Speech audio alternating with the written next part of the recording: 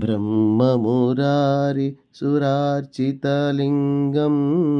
निर्मलभासितशोभितलिङ्गं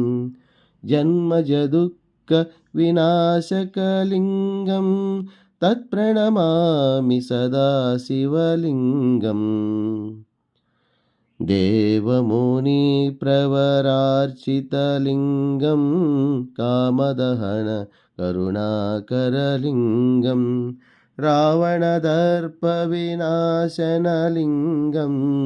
तत्प्रणमामि सदा शिवलिङ्गम् सर्वसुगन्धसुलेपितलिङ्गं बुद्धिविवर्धनकारणलिङ्गं सिद्धसुरासुरवन्दितलिङ्गं तत्प्रणमामि सदा शिवलिङ्गम्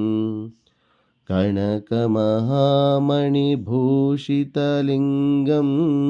फणिपतिवेष्टितशोभितलिङ्गं दक्षसुयज्ञविनाशनलिङ्गं तत्प्रणमामि सदा शिवलिङ्गम् कुङ्कुमचन्दनलेपितलिङ्गं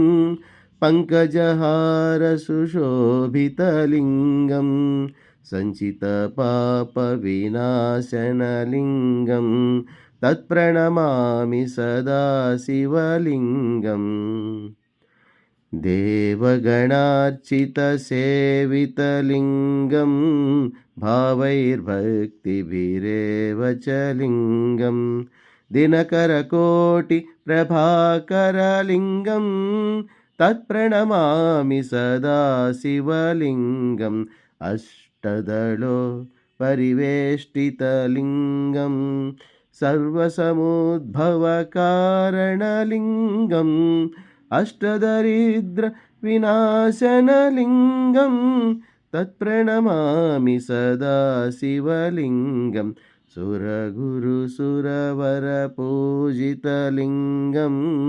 सुरवनपुष्प सदाचितलिङ्गं परमपतिं परमात्मकलिङ्गं तत्प्रणमामि सदा शिवलिङ्गम्।